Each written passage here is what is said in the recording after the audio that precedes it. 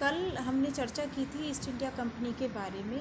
अब आज इस वीडियो के अंतर्गत हम आगे बढ़ते हैं और इसमें बताते हैं कि इसमें आपको बहुत इंटरेस्टिंग लगेगी, क्योंकि आधुनिक भारत की जो तस्वीर है, जिसके बारे में हम जानते हैं कि आज़ादी से पहले हमारा देश कैसा था, हम लोग सभी पढ़ते हैं और ये विभिन्न प्रतियोगी परीक्षाओं में भी इससे संबंधित प्रश्न पूछे जाते हैं। तो आप ज़रा ध्यान से सुनिएगा और आपको थोड़ा इंटरेस्टिंग लगेगा ये टॉपिक। तो इसमें ये बताया गया था कि ईस्ट इंडिया कंपनी जो आई थी, विभाजित राष्ट्रवाद यानी क्षेत्रीय संकीर्ण राजनीतिक परिस्थितियों का लाभ उठाकर उसने पूरे भारत को अपने अधीन कर लिया।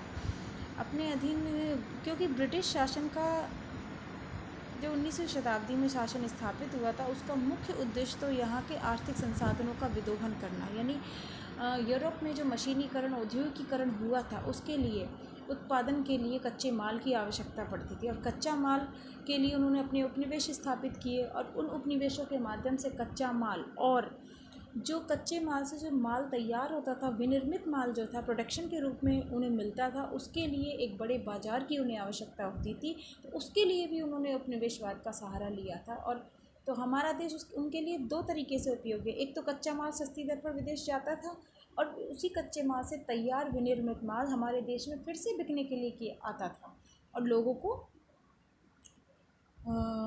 वो माल सस्ता लगता था, क्योंकि वहाँ मशीनों से उत्पादन होता था और यहाँ हाथों से उत्पादन होता था।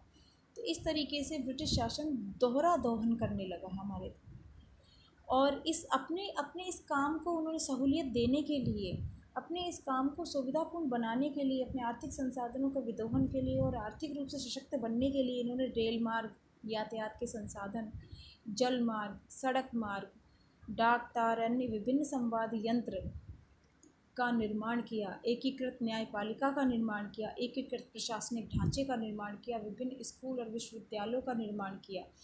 क्यों? क्योंकि इन्हें ये लगता था कि क्योंकि ये इनकी ज़रूरतें थी और इन्होंने इस तरीके से प्रस्तुत किया था इन सबको निर्माण करते समय कि ये भारतीय जनता के लिए बहुत अच्छा काम कर रहे हैं, उनको आगे लाने के लिए प्रयास कर रहे हैं।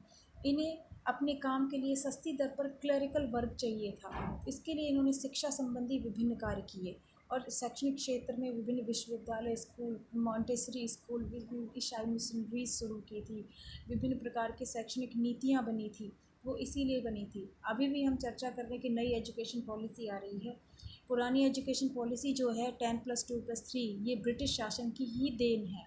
मैकाले घोषणा पत्र जो था, मैकाले की शिक्षा नीति जो थी, वो ब्रिटिश शासन, यानी ब्रिटिश शासन की शैक्षणिक नीति को हम आज भी पढ़ रहे हैं। शिक्षा नीति जो आज भी हम उसे ही पढ़ रहे हैं। आज़ादी के इतने सालों बाद भी हमारी अपनी कोई नई एजुकेशन पॉलिसी नहीं आई जो हमारे हिसाब से लागू हो।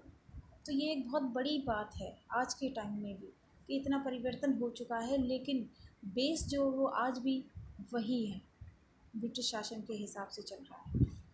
छोड़ो, खैर आगे बढ़ते हैं।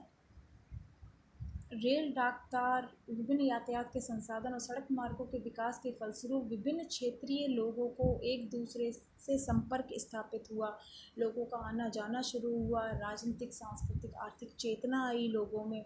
इसका ब्रिटिश शासन को तो फ़ायदा हुआ ही था, लेकिन लोगों में आपस में जागरूकता बढ़ने लगी, एक दूसरे के हम की भावना बढ़ने लगी, तो लोग एक दूसरे को जानने लगे। और जब मानवता की भावना बढ़ जाती है और एक दूसरे से प्यार बढ़ जाता है लोगों में, तो फिर एकीकरण की भावना भी शुरू हो जाती है। धीरे धीरे क्षेत्रवादी भावनाएं कमज़ोर होने लगी और अखिल भारतीय राष्ट्रवाद का उदय हुआ। राष्ट्रवाद का विकास चरणबद्ध रूप से विकसित होने वाली अवधारणा है, जिसके चरणों और आयामों को लेकर इतिहासकार और सामाजिक विचारकों में व्यापक मतभेद है। सबने अपने अपने तरीके से इसे राष्ट्रवाद के विकास को अपने तरीके से प्रस्तुत किया है। सामान्यतः इतिहास में विभिन्न संप्रदायों के नाम से जाना जाता है, जिसमें राष्ट्रवादी संप्रदाय और मार्क्सवादी संप्रदाय प्रमुख हैं। राष्ट्रवादी संप्रदाय के अंतर्गत वीर सावरकर, विपिन चंद्र जैसे इतिहासकार आते हैं, प्रमुख विचारक आते हैं। वहीं मार्क्सवादी संप्रदाय के अंतर्गत AR देसाई, सुमित सरकार जैसे मार्क्सवादी विचारक आते हैं। राष्ट्रवादी इतिहासकार राष्ट्रवाद की सामाजिक पृष्ठभूमि के विकास में भारत के अतीत की परंपरा और नैसर्गिक राष्ट्रभक्ति को श्रेय देते हैं, जो पश्चिमी संस्कृति के संपर्क में आकर प्रस्फुटित हुई थी। इनके अनुसार भारत में राष्ट्रवाद कोई नवीन संकल्पना नहीं है, क्योंकि शास्त्रों में भी कहा जाता है, जननी जन्मभूमिश्च स्वर्गादपि गरीयसी। माता पृथिव्या पुत्रो अहम, यह पृथ्वी मेरी माता है और मैं इसका पुत्र हूँ। यानी ज़मीन से जुड़ी हुई विभिन्न प्रकार की कहावतें चल रही हैं। जैसे ही पश्चिमी संस्कृति के संपर्क में भारतीय लोग आए, उनमें राष्ट्रवाद की नैसर्गिक जो पुरानी भावना थी, जो शुरू से चलती चली आ रही थी, वो जागी और उसने अपने कौशल विज्ञान से भारतीयों को जागृत किया, जिससे स्वतंत्रता संग्राम के रूप में एक प्रस्फुटन हुआ। परंतु मार्क्सवाद ये कहता है कि राष्ट्रवाद के उदय के लिए ब्रिटिश आर्थिक नीतियां जिम्मेदार हैं, जिन्होंने भारत में दो वर्गों को जन्म दिया, शोषक और शोषित। जब शोषित वर्ग का शोषण बढ़ता चला गया और वो क्लास फॉर इटसेल्फ में परिवर्तित हुए, यानी अपनी शोषण के प्रति जागृत हुए, और जो शोषित वर्ग जो था, जितना भी लोग मतलब जो परेशान वर्ग जो था, वो जागृत हुआ कि हाँ हमारा शोषण हो रहा है, तो धीरे धीरे एक दूसरे के नज़दीक आए। और नज़दीक आने के बाद में ब्रिटिश शासन के विरुद्ध दुर्भावना पैदा हुई और वर्ग संघर्ष की भावना हुई, और संघर्ष के फलस्वरूप आगे चलकर राष्ट्रवाद की भावना ने, राष्ट्रवाद की चेतना का संचार हुआ और देश आज़ाद हुआ। इस संदर्भ में ही कहते हैं कि सबसे पहले राष्ट्रवाद की भावना उच्च शिक्षित संभ्रांत वर्ग में आई थी, जिन्होंने राष्ट्रवाद की भावना से प्रेरित होकर सामाजिक धार्मिक सुधार आंदोलन चलाए। वेलिंगटन ने इसे राष्ट्रवाद की गैर राजनीतिक अभिव्यक्ति कहते हैं। यह काल 1885 से पहले का है, यानी उस समय 18वीं शताब्दी में, 17वीं 18वीं शताब्दी में राजा राम मोहन राय, ईश्वर चंद्र विद्यासागर, रदोबा पांडुरंग जैसे विभिन्न सामाजिक चिंतक आए थे, जिन्होंने भारतीय समाज में फैली बुराइयों को, कुरीतियों को भारतीय समाज के समक्ष लाया। बुराइयां क्या थी उस समय?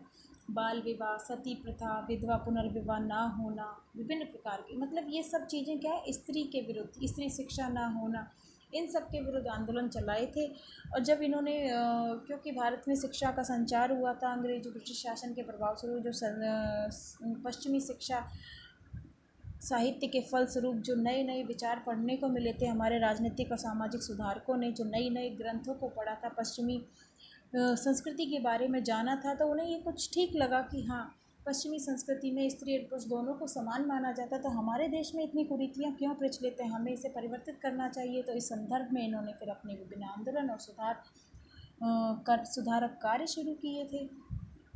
जब सुधारक कार्य शुरू किए तो समाज में धीरे धीरे परिवर्तन आने लगा। अब परिवर्तन जब आता है तो संक्रमण काल चलता है, वो एक साथ एक्सेप्ट नहीं होता है। हमारे समाज के अंदर कोई जैसी बुराई है, मृत्यु भोज का विरोध किया है, लेकिन कई लोग ऐसे हैं जो उसे विरोध नहीं करने देना चाहे, वो चाहते हैं कि नहीं, हम अपने पूर्वजों को मृत्यु भोज तो जरूर देंगे, हम क्यों ना दें। तो इस तरीके के अपवाद स्वरूप संक्रमण काल की स्थिति को सभी झेलते हैं, फिर समय रहते धीरे धीरे धीरे धीरे उसे मान्यता मिलने लग जाती है, और वो सामाजिक परंपरा, पुरानी परंपरा जो है वो हट जाती है और नई परंपरा उसकी जगह स्थान बना लेती है।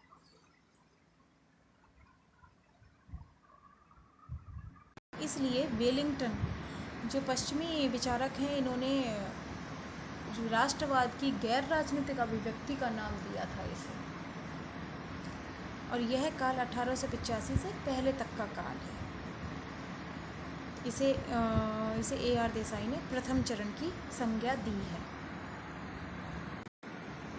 इस प्रथम चरण में 1885 से पहले को क्यों चुना है? क्योंकि 1885 में एक राजनीतिक मंच तैयार हुआ था। कांग्रेस, अखिल भारतीय राजनीतिक कांग्रेस एक मंच के रूप में सामने आया था, एक संस्था।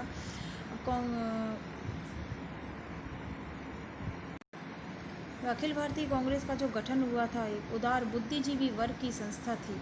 यह एक प्रथम राजनीतिक मंच तैयार हुआ था, जिसपे से भारतीय अपनी मांगे ब्रिटिश शासन हुकूमत तक पहुंचा सके। इसलिए इससे पहले के काल को प्रथम चरण में सम्मिलित किया गया। इस समय राष्ट्रवाद सीमित सामाजिक वर्ग में ही पनपा था, जो कि शिक्षित प्रबुद्ध बुद्धिजीवी वर्ग था।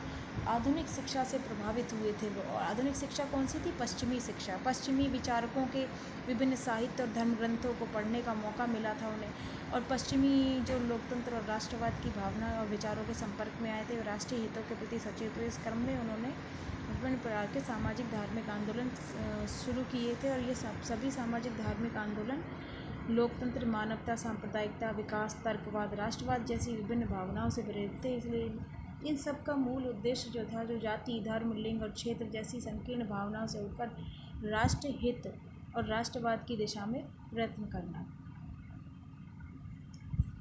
इसके बाद द्वितीय चरण की शुरुआत होती है। द्वितीय चरण के बाद में अगले वीडियो में चर्चा करी जाएगी।